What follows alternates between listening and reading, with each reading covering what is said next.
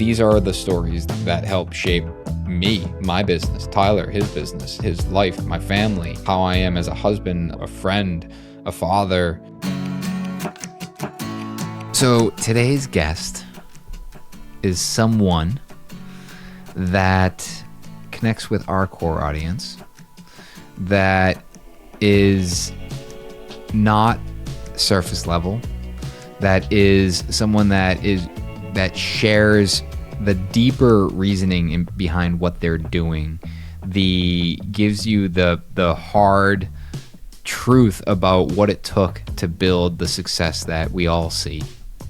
The downturn, the almost failure, public failure, the financial struggle, checking your bank account at 7 a.m. hoping that money magically appears in the account, only to find out that you still have no more money and you have payroll due in a couple days.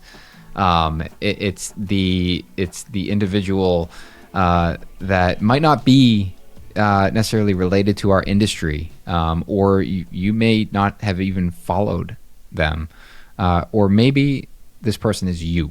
Could be. Are you the next guest? They could be. Yeah, so Nick and I today are going to dig into the direction we are looking to head with the podcast, and the goal here is to continue to bring really, really engaging conversations with you, and honestly just to stand out from other podcasts in the industry, what other people are doing. We've always looked to move forward, to bring something unique, to bring something valuable, and we're looking to integrate guests back into the conversation, but they may be different than past guests. What we're really looking for is just people with very unique life experience and insight, information, perspective that can transcend the building industry, and lessons that are valuable to anyone, any way, shape, form, walk of life. So looking to get some more guests on here. Again, it could be out of the industry. It could be your neighbor. It could be your cousin. It could be your best friend. It could be somebody's book that you read that we get on and have a conversation with, but looking to take some of those life lessons and experiences and share them on the Modern Craftsman podcast. So if you have somebody that you know, we're going to be setting up a submission form for that. But in the meantime, you can shoot us an email, hello@moderncraftsman.pod, and we hope you enjoy today's podcast. I'm going to correct you. It's hello@moderncraftsman.co. Oh, damn. I don't even know what I said. You said .pod. You were talking about Instagram. All right. It's all good. So there you go. Don't send it to that. Send it to what Nick said. And before we get into it, guys, of course, big thanks to our sponsor, Andersen Windows. We installed the A-series windows in my house, and we did the front facade, and we just took down the scaffolding at our house 2 weeks ago. Yeah, you sent me pictures last week. I sent you a picture, yeah, and you said it, and then one of our neighbors was like, dude, your house looks brand new. I'm like, well, I freaking hope so. It is all new. I just repointed all the brick. He goes, yeah, but your windows are awesome. I'm like, I know. They are the Andersen A-series. And it's funny because I love the way it looks without screens because I like the glass. Yeah. And apparently my cat needs screens. Wait, your cat needs screens? Yep. What, he wants to jump out? Oh, she climbed on the neighbor's roof. Oh, gosh. She was like in the gutter, 3 stories up. So Meg's like, can you please put the screens? I'm like, yes, I will. As much as I like them without the screens. But yeah, Andersen is continuing to support this podcast. We appreciate their partnership. They've been, amazing to us. And we have some really interesting projects that we're working on with them for 2026. So you'll stay tuned. But AndersenWindows.com, ANDERSEN Windows.com. Check them out. Also, big thanks to our sponsor, Harnish Workwear. Let's just cut to the chase. The t-shirt's a bomb. I wear the t-shirts. I just ordered a bunch of t-shirts because apparently my guys blow through them, and I didn't realize that. And everyone's coming to me asking for new spring t-shirts because it's the season without sweatshirts on soon. But Harnish is great. They have identified, I think, what is the best fitting work shirt on the market, and they have partnered with some amazing printers. So if you guys are interested in getting some new t-shirts for the upcoming spring summer season, make sure you reach out to Harnish Workwear. There's actually a section on their website that you can click for Modern Craftsman, and you get a little discount on that. And yeah, get some workwear. Check out their Creator One pants. That is unique to them. But as always, I think their Ace Label program is the best workwear option on the market. And it's time to get t-shirts, man. It is time, man. Summertime, new t-shirts. What makes you feel better? New t-shirts, a haircut, some sunshine, and a car wash. You're good to go. Maybe a nice coffee. All day. Well, let's just start by saying, guys, we're about to throw a curveball at you. We're gonna change. We're gonna change some stuff up. You don't want any of our curveball either. If you saw that LP video of us throwing heat, that was me warming up. you don't want to see this curveball. This is a bit of a curveball. Let's reflect for just a moment. We have been doing this podcast for 9 years. Yep. And a month. 9 years, 1 month. And we started this in my shop in Avon on top of a 5-gallon bucket. Obviously, Johnny was part of it back then. And through 9 years of on and off recording, ups and downs, changes, different podcast locations, different microphones. Our microphones have gotten better. We have a better camera. Remember when our cameras were terrible? Yeah. And we had a lot of guests for years. A lot of iterations of the podcast. A lot of iterations. And I would be lying if I said that it's been... I've wanted to do this every week. There has been many conversations where I'm like, Tyler, I can't do this anymore. Like, I'm absolutely smoked. I'm just, it's so much work. And I seemingly keep coming back. And I let me just cut to I'm not quitting. I feel like I'm setting myself up to be like, yeah, there's the curveball. I'm done. We're ending at 400. At 400 episodes, that is an insane amount of recording. We could be 4,000, I guess, but we're not. We're 400, which is still, I don't even know the stats, but it's like, people that stick with recording a podcast, it's like they don't make it past whatever, like maybe double digits or something like that. But here we are, 400 episodes. The last few months have been this kind of toe dipping into Tyler and I hopping on, having conversations. I am very interested in this Modern Craftsman being a resource for everyone that's listening in a way that allows you to have a better business and a better life. And that stems from the mistakes and the challenges that I have went through. And I think Tyler would probably, agree on his side. But I have loved so much of this podcast. I've also hated so much of this podcast. I've also been challenged so much with this podcast. And for us, as we roll into this, next 100 episodes, starting with here, episode 400, we want to continue to bring value. And there is the tactical side of, hey, here's how you go through identifying a quality employee or an ideal customer profile. That's what ICP is. Yeah. Not insane clown posse. Not insane clown posse. And there's all of that. And it could be an insane clown posse, but that could I don't be know what your customer base profile. is.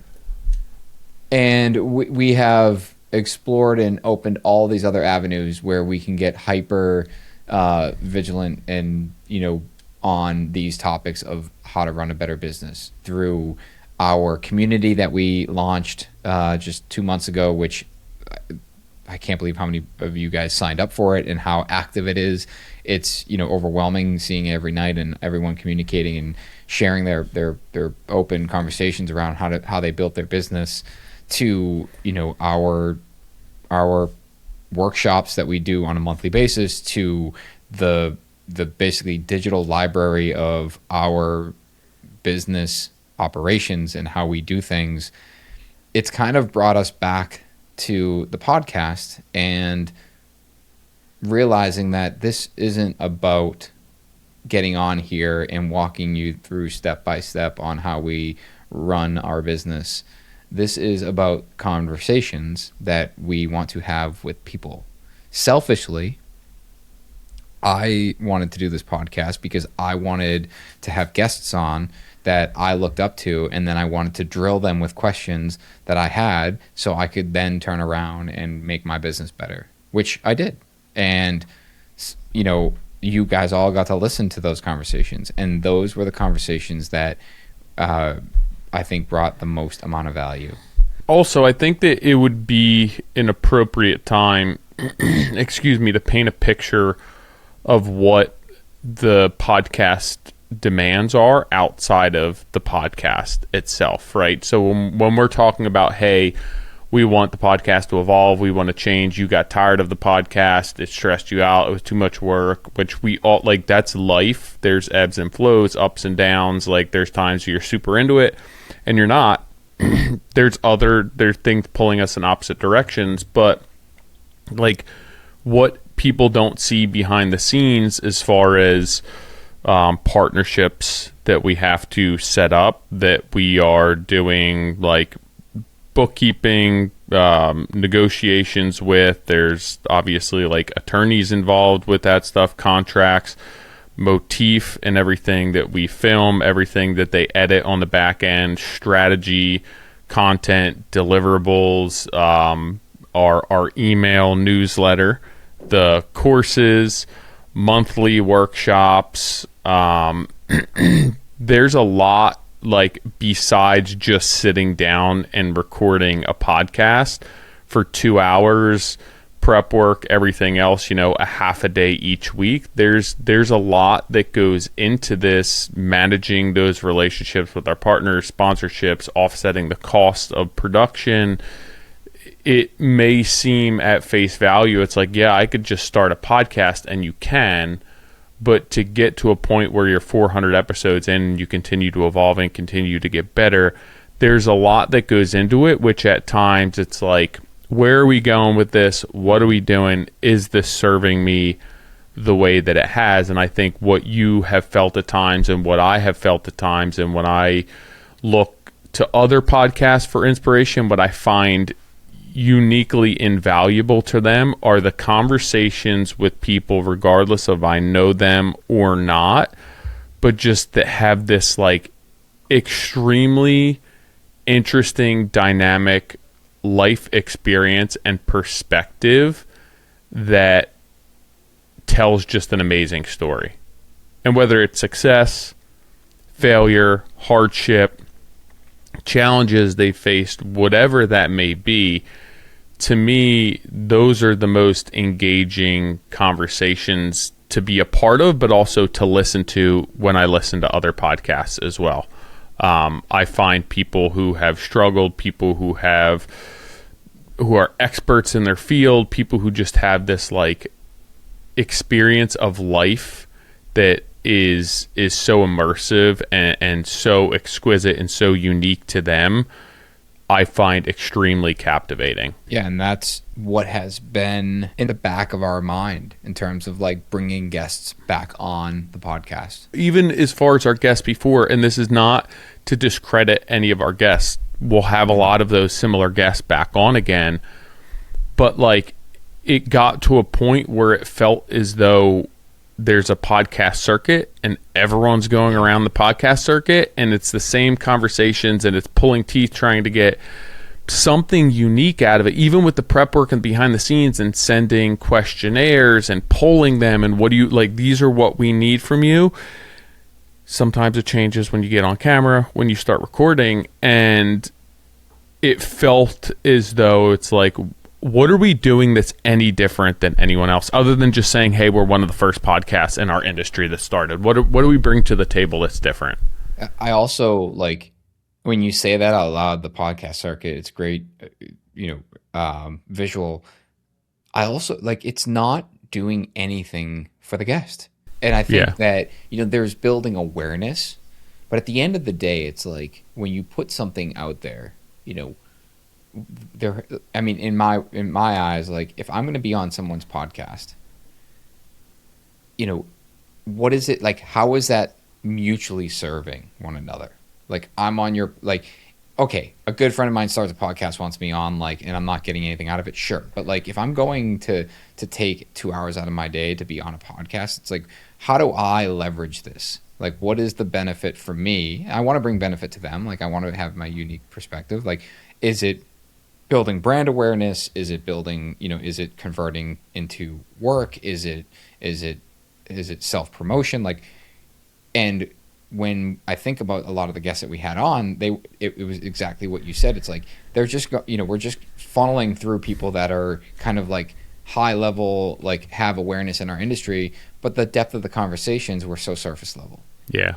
And the podcasts that have always resonated the most with our audience have been the ones that have been really deep. And naturally it was when it was just us talking, because it was very much like kind of behind the curtain of like what Tyler and Nick talk about. Because like we have the stats and like we would see like, hey, that's the podcast that like spiked. It's like, oh, that's because we talked about mental health or like dealing with a struggle or dealing with an issue, where we struggled to get people to open up. I think there has to be like there has to be vulnerability. In order to be vulnerability, there has to be trust or confidence within that person. And again, this is not to discredit any of our guests. I'm sure this could equally be placed on our ability or inability as interviewers, or putting the proper time and effort into prepping these conversations and building that rapport beforehand. But it's tough to get on a conversation with somebody where you're filming it, where you're nervous about it, and then just to open up about things that you're going through. For us, we see this as easy because we sit down on a weekly basis and we're 400 in. But if you think about being on somebody else's podcast or being interviewed by somebody else, like even doing this fairly regularly, that could be very overwhelming.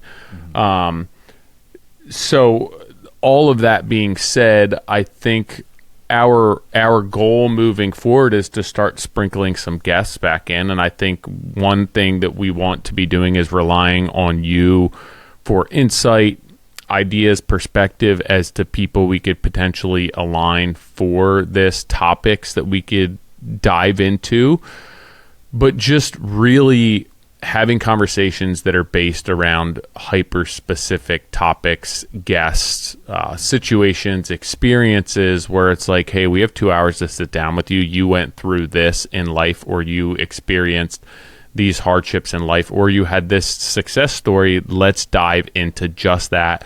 We don't need to spend a ton of time on your background and where you're going to move from here, but like you have this unique perspective that nobody else in the world has, based on your life, your job, your career, your personality type and genetic makeup. We want to hear from you what that experience was like for you, and how you move forward from that, and finding guests who are comfortable in their own skin to have authentic, genuine, vulnerable conversations about this is going to be difficult, but I think it's going to be very important and very valuable to our listeners. Yeah, I'm excited to dig into, I'm excited to dig into like hyper specific topics with other people. Mm-hmm. And and just to like revert back, like that's what we've been doing when it's just been Tyler and I. But as I said a couple minutes ago, like our conversations that have been resonated with most of you is the ones that are off script and we're not digging into something specific. where I'd rather talk about like the specifics of a marketing strategy that another builder is using and understanding how they approach that. Where it's like, there's a, this is going around. It's I've actually heard it on a handful of podcasts already, but like, there's this guy that's leveraging AI and basically built something in Claude Code or Claude Cowork where it's researching homes in his town that have a valuation of $1 million to $1.5 million that don't have pools, and it's then rendering a pool in their backyard and then mailing that person a postcard of their house with a pool in the backyard, and he's closing deals to build pools for them. I want to talk to that guy. Yeah. Like what goes into that? Where did that come from? Yeah. What does that look like? Like why and how and what's the plan? Like how are you going to fulfill that? Like, all right, there's I've been trying to get her on the podcast. Unfortunately, I don't think she'll ever do it. But a builder I know in a state close by that built an amazing marketing engine that drove insane amount of volume to her website that ended up going through fraud and bankruptcy because they could not deliver on the actual product. And I'm like, I want to know that story, and I want to understand like what, okay, fraudulent activity, like was it really fraudulent, or did you just get over your skis and not know how to actually come out safely? And I think that like those are the stories that but okay, maybe we ignore that. Maybe we ignore the fact that you like stiff people out of millions of dollars. Walk me through the marketing engine. Mm-hmm. How did you build that? How are you getting 70% of your market's leads coming to your website first out of everyone? Mm-hmm. I should, you know what? I'm saying that. I'm realizing I'm going to re-pitch her and be like, I will ignore everything beyond this date. I want to know everything before. Yeah. Probably. I do think that there's so many stories, and like this podcast has been tied so heavily to our industry, and the more time that we spend speaking to people within our industry, outside of our industry, partners, sponsors, marketing companies, whatever it may be, you realize that there's so much that bleeds outside of what we're doing that is very similar to our industry. And I think that a lot of those lessons transcend construction, and there's no reason not to have conversations with people who do completely different things, because I believe that there's lessons to be learned from those conversations and from those people that we can 100% integrate into our industry to make it better, stronger, more efficient, everything else. I'm going to just say it on the podcast, and maybe by saying it will help, but like Will Guidera from Unreasonable Hospitality, I want him on the podcast. Yeah. Because, he talks about, the client experience. That's what changed the course of my entire business, reading that book. Like, how do I make the client experience better? And, I was listening to a podcast yesterday. I think it was the Open Residency one. And in it, there was this comment made, like, if you solely focus on how great the experience is for the customer, it will be successful. And, as cliche as that sounds, I spent my ride thinking about that. I'm like, man, like, that is really what it comes down to, is like the quality and craftsmanship and all that, like, is really important. But if the experience for the customer sucks, like, it just sucks. Mm-hmm. But if the experience is great, like, it's when you go to a coffee shop. If the experience is great but the coffee is shit, like, you still feel great leaving. It's like, yeah, the coffee shit, but like, man, she was super nice. Yeah. I mean, it's all part of it. Yeah. But I think that specifically, like, client experience is oftentimes so far down on the list of importance when it comes to building that we essentially like prioritize things that are self-serving, like, high performance building or really high quality craftsmanship or attention to detail. Like it's even what I'm going through with selling white oak. Like, I was, talking about the quality and someone stopped me. I was like, Nick, no one questions whether or not this is a nice house. Like, they know it's built well. They know you're a good builder. They know it's high performance. They don't give a shit. They want to know what it's like to live here with their 2 kids. Mm-hmm. Tell them that story. Tell them that when their kid, wakes up for breakfast, he's not going to wake up the whole house. Like, relate it to them. And that's how, like, that is the sale. That is the pitch. And that goes back to the client experience. Like, how is this client going to experience this home? Like, it's so emotional. And I think that a lot of times everyone has life experience that is unique to them. And a lot of times we cruise over that, or they want to dig into something that they feel could appeal more to the masses. And I think it's important not to glaze over those facts and to dig into things that sometimes you may feel are normal to you, or struggles that you've had, again, successes that you've had that are just interesting, that have shaped who you are as a person, what your career has looked like, and the decisions that you make that other people can relate to. And I think that we all have those experiences deep down, that we've all had these unique life experiences that nobody else but us can understand. And being able to tell that story, or us being a platform for people to be able to share that story, I think is very interesting, very engaging, and very important, more so than, hey, how did you scale your business, right? How did you make more money?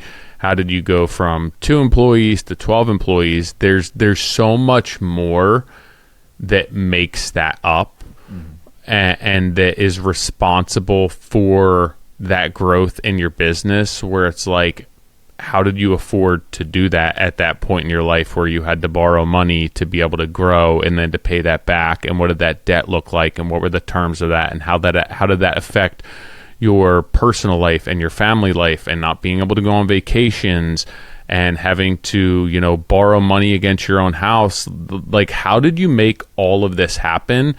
That I think sometimes people feel is not the right conversation to be had, because they want to appear in a certain light, where those are the things that people actually want to know about. Whether it's because then they feel that, hey, I'm not on such a different path, or that, hey, we can all come out of this, or, hey, I give it up to this person for how hard they worked and how they would just never, ever, ever give up.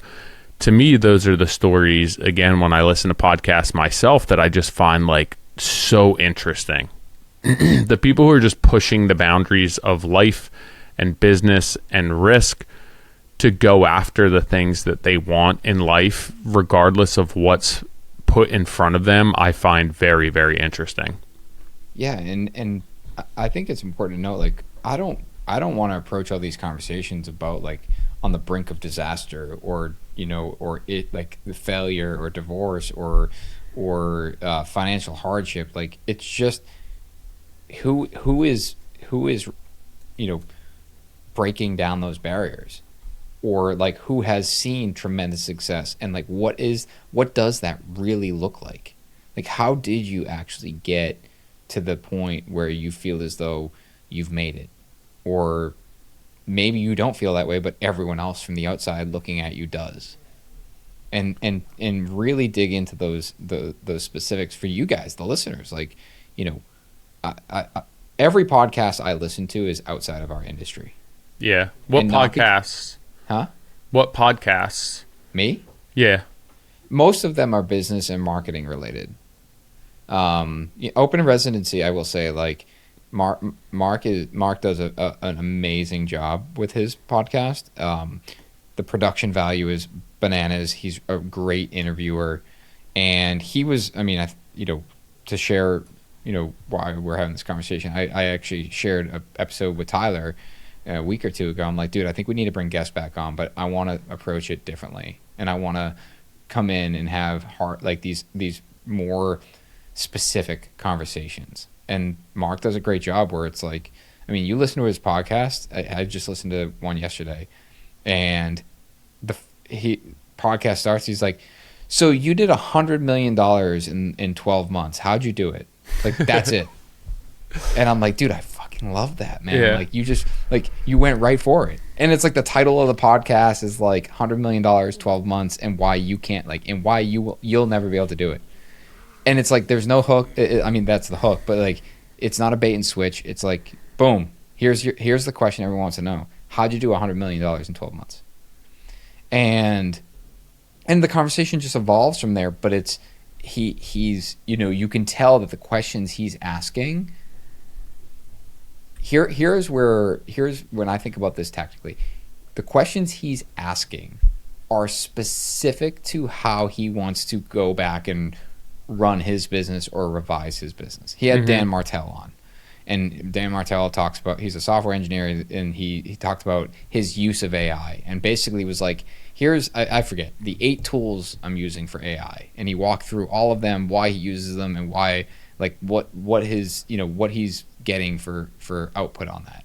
But Mark's sitting there asking questions, like, because he wants to go back and use it for himself. Yeah. And I think and I said this to you offline, is that's why we started this podcast.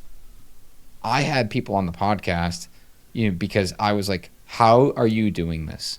How are you charging for pre-construction? How are you running post-construction and maintaining 300 homes? Like, those questions weren't because I was interested in sharing. It was, I wanted to then go and build my business around how 400 other people were doing it, and I could pick and choose what worked and what didn't.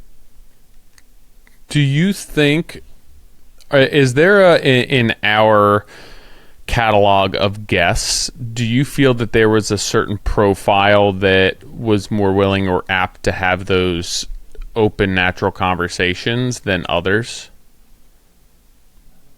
Like, I feel that there's a profile for some of the best conversations that we've had, and it's not necessarily who you think it would be. Are you willing to share who that is? Yeah, I mean, it's just a general profile. Like, there are specific guests, but I don't think that that's as important as the type of person that I feel we've gotten the best conversations out of. What's that type of person? To me, some of the best conversations that we've had, and this is, not 100% exclusive to this profile, but it's been with generally an older demographic, so not somebody who's like in the midst of their career, growing a business, trying to say and do all the right things. It's somebody who has been successful, not been successful.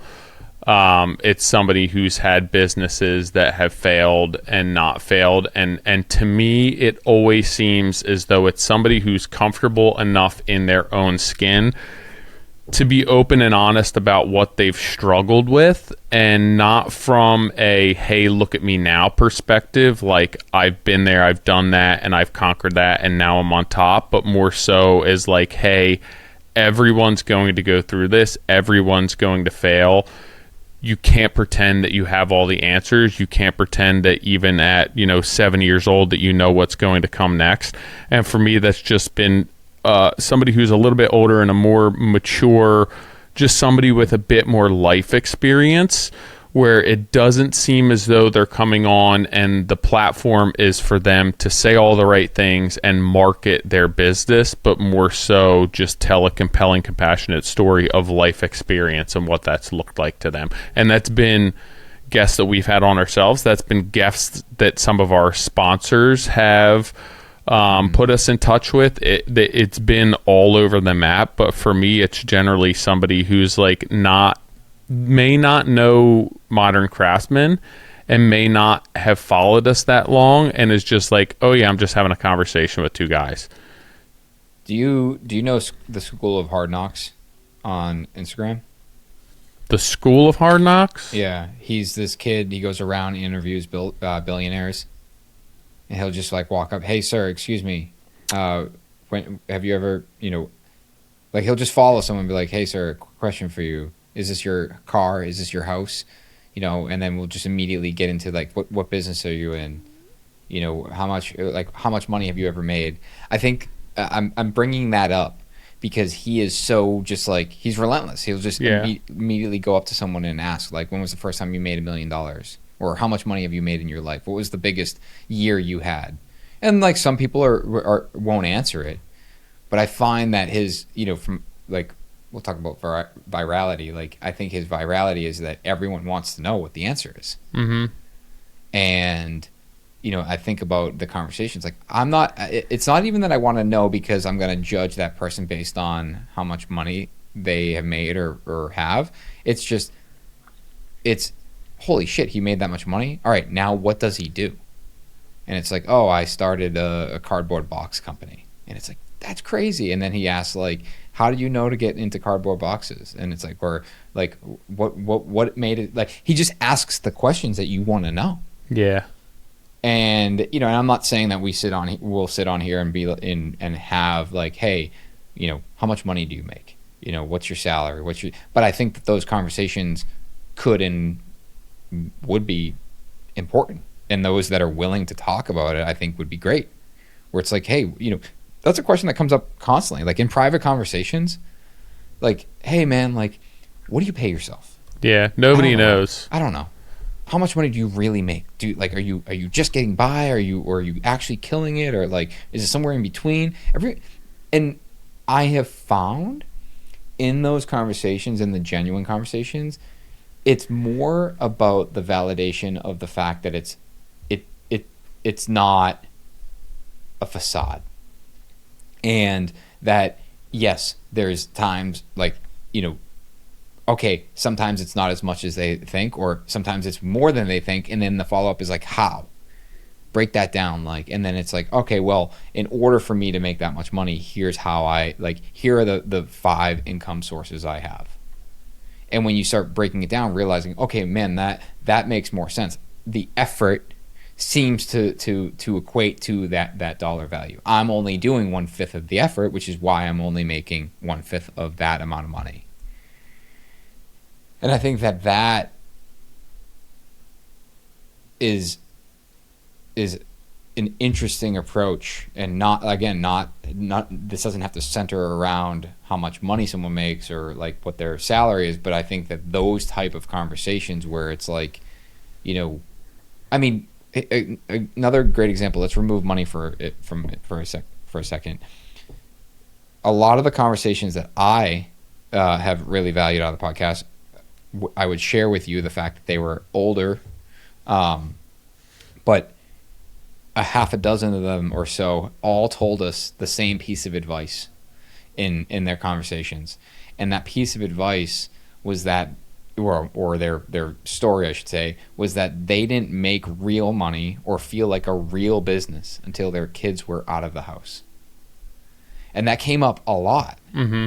And I remember like I can tell you who they were, and I was like, that's not what I want.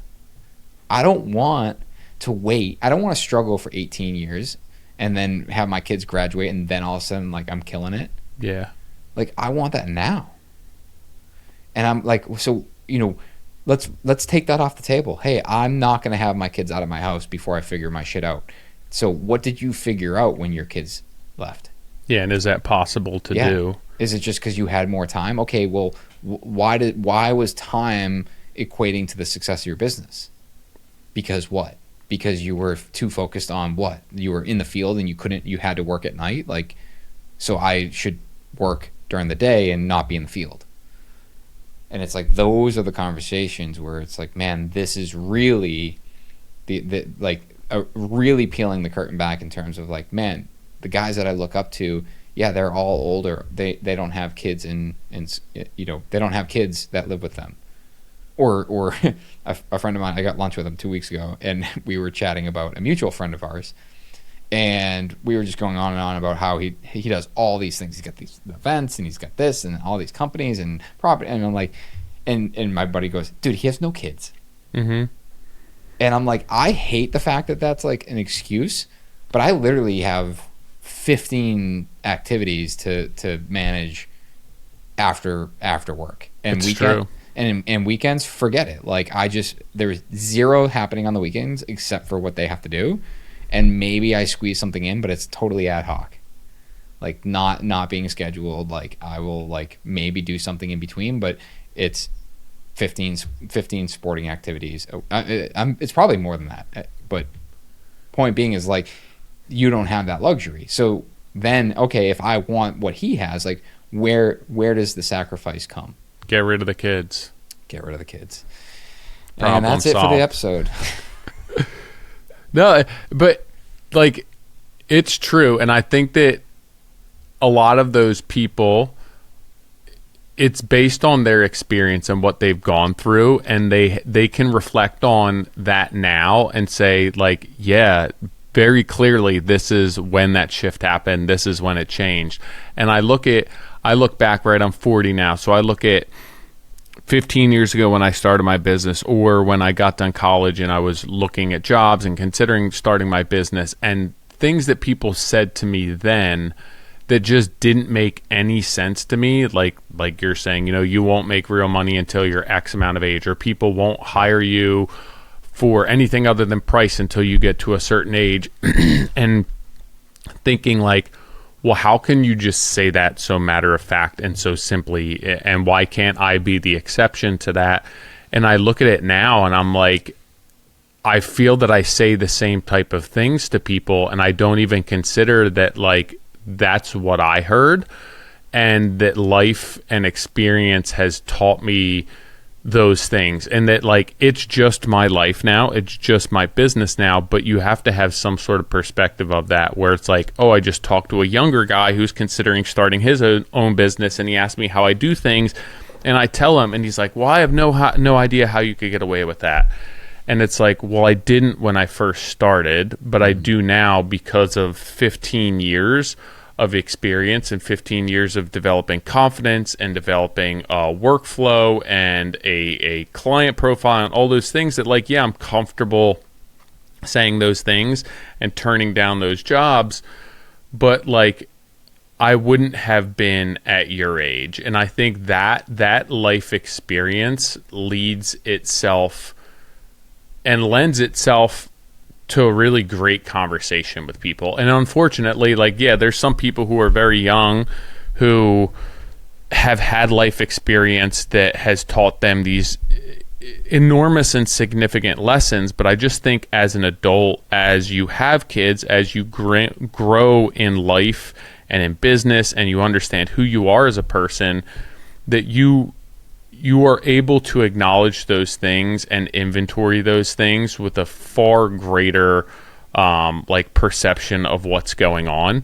I just recorded this on the midweek today, where it was like yesterday was 20 years since one of my childhood friends died, and like the difference between what that experience was like then and what it taught me and what it is now, being 20 years later and saying, okay, he was 19 years old, and like when that happened, how did it affect me? What was my experience of that situation? And it's completely different now at 40 than it was at 20 when I got that phone call. And like for me to teach somebody what my life experience was like going through that at 19 would not be as profound as a conversation as somebody who's experienced a little bit more life and can now look at it as a 40-year-old man with children who are coming up on that age, and the decisions that we make, and why I was in that same position, that could have been me, and everything else. It just, there's a lot more life that I've lived that it makes for a more dynamic conversation for me. I also like probably have put down my guard a bit more to be open and honest, and not as though I need to say all the right things all the time. Like, if I don't say the right thing, so be it. I'm okay with that. And I think that that's tougher to do when you're a little bit younger and you're still developing some of that self-esteem or business confidence in yourself. I also find, like, when I think about podcasts and what I listen to and some of the conversations that really resonate with me, it's independent of industry, it's independent of skin color, it's independent of sex, religion. To me, the most valuable and intriguing conversations are with people who have had a passion in life, or just this like haunting desire to do something or figure something out that have pushed themselves beyond the limits that I could even wrap my head around. And I think that those conversations are really cool because it shows you just how far you can push yourself. And if you think outside of the box, and if you don't necessarily follow the herd, what your life can look like. And everyone's not cut out of that same cloth. You know, not everyone's meant to be that 1% of human beings. But I do find those conversations very interesting because most of the time it's not as though somebody won the lottery. It's not just by happenstance. Like, they've committed 40 years of their life to getting to where they are, and everyone sees it as an overnight success, and they're like, dude, I've been doing this for 18 years. Like, it's just coming to fruition now, right? You see it as I just exploded, but I've literally been working every single day for the past 18 years of my life to get here. And I think hearing those stories and that perspective and just what's driving people deep down is a really interesting conversation to me. Yeah, because it is like, you know, your example of reflecting on your friend that passed and when you were 19 to now when you're 40, it's like I don't mean this disrespectfully, but like it probably hurt a lot more thinking about it when you were 19 than when you were 40 years old. Yeah, for sure. And from a business perspective, it's like you will reflect on the last 18 years of building a business where you worked every day and every night and look back and be like, it wasn't that bad. And, you know, running is something I don't enjoy. And when I'm running, I fucking hate it. But like when I get home, I'm like, that wasn't that bad. Yeah. And there's a saying that time heals what reason cannot, and I feel like it's very applicable to that. The ability to talk to someone about, like, you're at mile 20 and you truly don't want to run anymore. Like, what is that? And, like, bringing people back to that moment where it's like, you know, it's like, oh, have you ran a marathon? Yeah. Oh, well, it must have sucked. No, it wasn't that bad. It's like, I know, but, like, talk to me about mile 20. Because then, like, you're all of a sudden, like, your brain triggers. It's like, oh, I remember mile 20. I, like, started crying. I didn't know why. I'm not a crier. I'm, like, freaking out inside. I'm like, why am I doing this? I was like, fuck it. There's no reason to do this. I'm just going to stop. No one's going to care if I finish or not. And then you flip and you're like, but it's only 6 more miles and I already ran 20. You might as well finish. Yeah. And it's how about like the science behind all of that? I've listened to a handful of podcasts where it's like world-class athletes, and like from the general population consensus, they're just amazing athletes, right? They eat right and they train right and they devote their life to this. But like the science and testing behind what they're actually doing to get to the level that they are, as far as tracking calories and what their body needs for energy, what their body needs for recovery, like that's a very interesting conversation that most people just do not take into consideration. It's like, right, I want to be the best at what I can do, and I'm just going to go out and I'm going to train and I'm going to eat clean and healthy. And it's like, that is the tip of the iceberg to get to where you need to get. Same in business, right? Yeah, like digging into those things where it's like, damn, no wonder why I'm getting it wrong. Like, I thought I was working so hard, but honestly, I'm just working like an idiot. Well, I mean, there's 2 examples there. One, I hurt, I forget what I think I hurt my hip or something years ago, but I was like in rehab and they were, you know, just like, you know, making sure I wasn't going to damage anything, but they put me on a treadmill and they set up an iPad to record me and like run. And I'm like, all right, so I'm running and the lady stops me. She goes, Nick, come here. And I'm like, okay. And she plays me running, like plays it back. She goes, look at the way you're running. And I'm like, oh, yeah, it looks like I'm running. She goes, see your leg here? Like you're landing on your foot here. And I'm like, okay. And she goes, try to land on your foot this way and move your stride to this point. I'm like, okay. I get back on the treadmill. It's like I drank an energy drink. I'm like, why? Oh, like I can run so much faster and this doesn't hurt. And it's like because someone measured it and showed me like this. I mean, I'm talking like couple inches different. Yeah. And you know, it's the same thing when you track calories. Like, when anyone that's ever tracked calories has had the same moment of like, holy shit, I didn't realize that had calories in it. I drink, 4 of those a day. Yeah. And there's 200 calories in them. It's like, no wonder I can't lose weight. But until you actually measure, measure out your food, understand how many calories are in that. Like, you put oil on the pan to cook eggs. Like, how much, how many calories are in that oil that are going to end up in the eggs? Like, if you don't measure it, like, you truly are guessing. Yeah.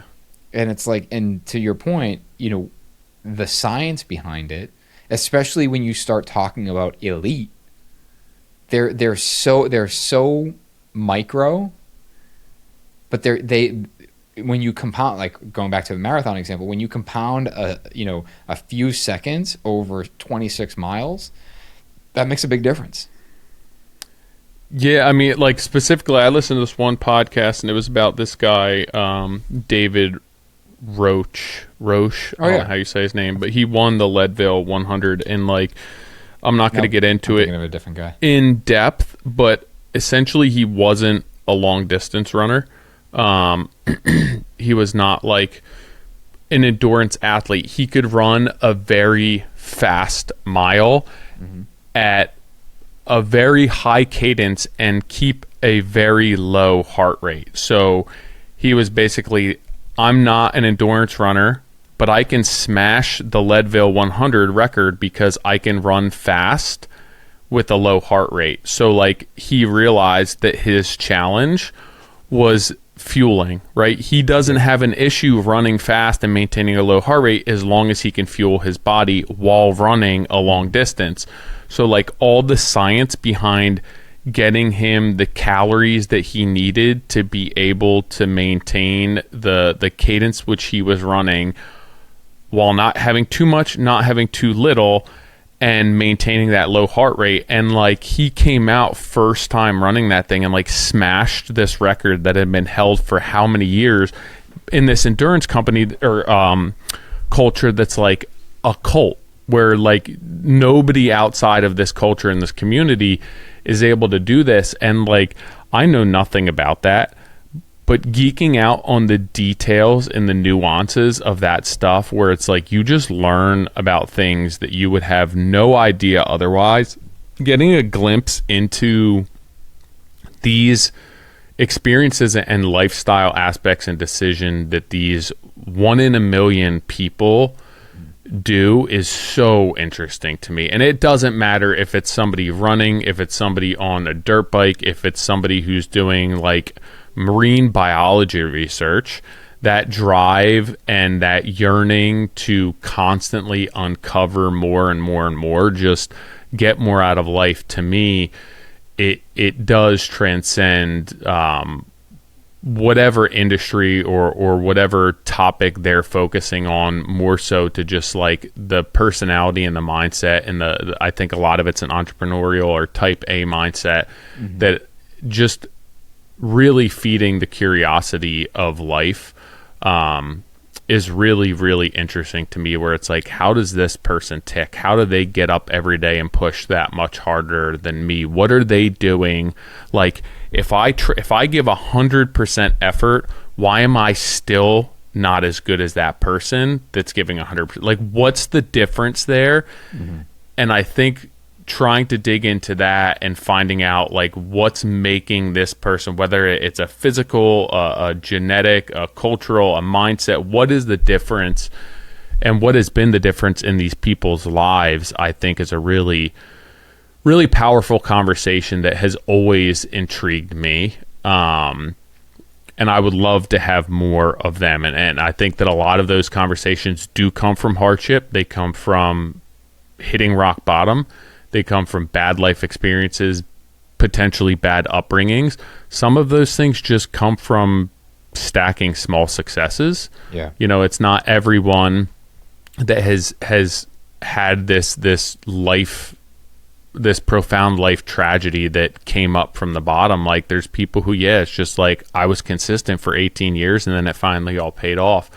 But to me, that's the stuff that really interest me. Like digging into those small, subtle, nuanced details are what make any activity, any hobby, any business venture to me very interesting. Like I don't just want to know like, you know, how did you add 3 employees? I want to know like, what did that do to your bottom line? What did that do to your cash projections? How did you offset that? How much more time did that require of you on a daily basis? Were you able to peel back?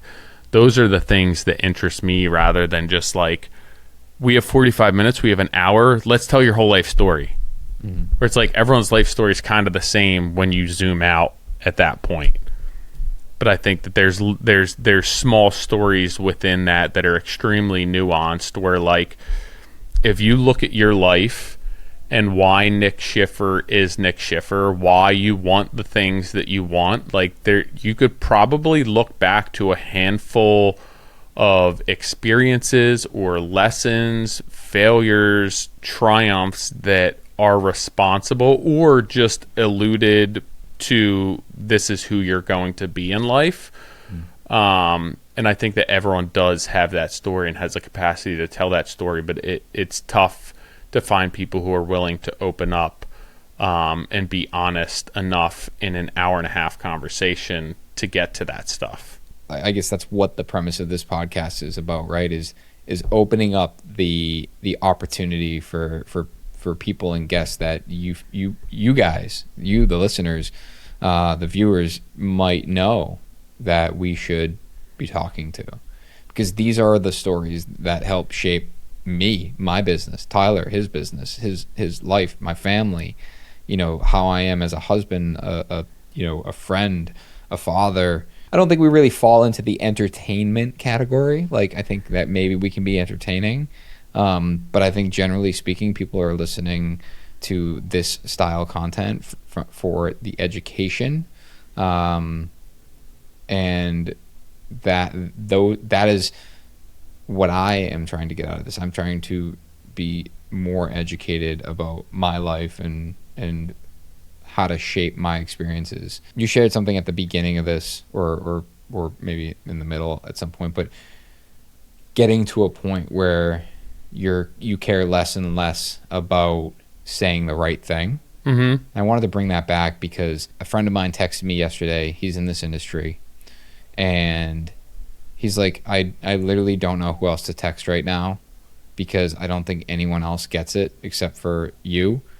And growing a construction business sucks, and I don't know why I do this, and you know, I'm firing people because I know it's the right thing to do because they're not the right fit, but it sucks.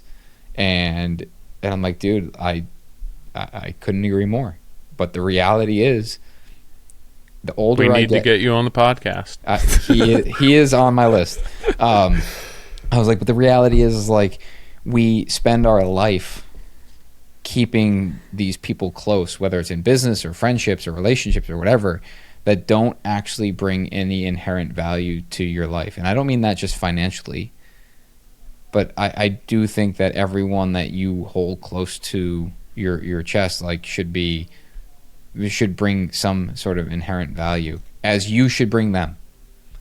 And whether it's good friendship, whether it's, you know, romance, whether it's financial, whether it's business advice, like whatever it is, like when you start shedding the people that aren't helping the bigger picture for you, you start to realize how important making those decisions are.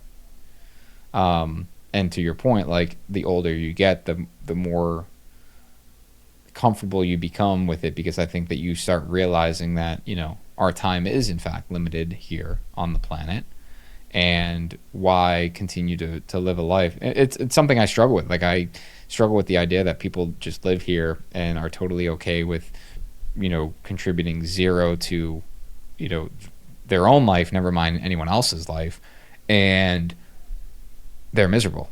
Yep. It's like, bro, like you're like, this is 1 in a trillion shot of you being here on planet Earth alive with, you know, the abundance of opportunity, and like you're choosing to live this life of just like nothing. Especially considering like being born in the United States as us, like, yeah, middle class white males. Yeah. That like you literally hit the human lottery, and it really doesn't get much better than that. And you're gonna have a pity party because you don't have this and you don't have that, and taxes are too much money, and this, that, and the other thing. It's like I have millions of people who would line up to take your spot right now. Yeah. You know, like Let me if know you don't when want you're to, yeah, you will have like a gajillion people ready to do that. But yeah, like if any of you have a book that you love, an author that you love, somebody who you love that we could reach out to, it could be a friend, a relative, an aunt, uncle, a cousin who had this incredible life experience that really just changed their perception of what life looks like, how it changed possibly their personal life, their business, growth as a human being, whatever that may be. All of these, what I've learned, all of these big life lessons, all of these fundamental aspects of being a better human, they cross over into so many other aspects of life and business. And somebody who was a very successful venture capitalist has life experience and principles that could be tied to somebody who grew up and didn't go to college and worked a blue collar construction job for their entire life. Like there's so many lessons that you can take and that transfer over and cross over from other industries and other lifestyles that I think can be applicable to what each and every one of us are going through and what we've been through and where we're looking to head, that I think can serve as inspiration for all of us. So again, if you have somebody that you could put us in touch with that you think would be a really interesting conversation, that's open to having a conversation and comfortable with doing that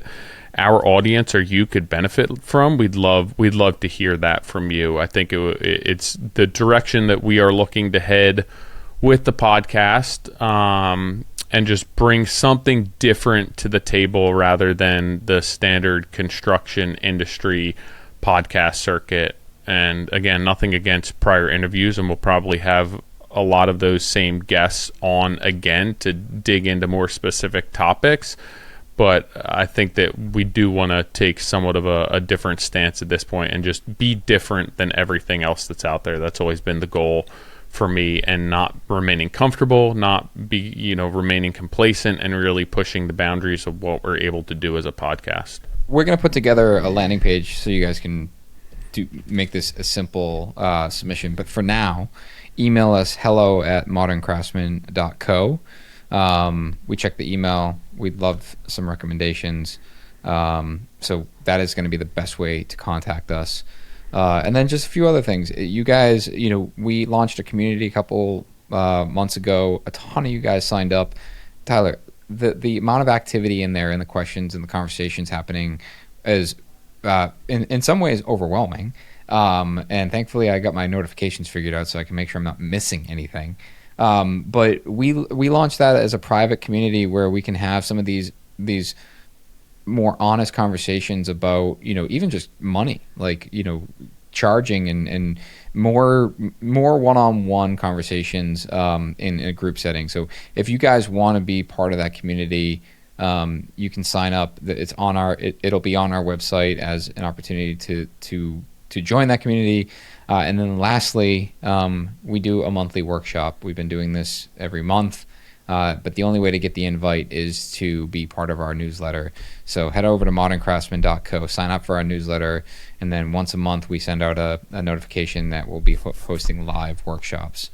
So yeah, hopefully you guys are on board with this. If you're not, I don't know, you're shit out of luck, because this is what we're doing. The community, you say, like, as far as the engagement goes and all of that stuff, I literally leave the tab open on my computer next to my email.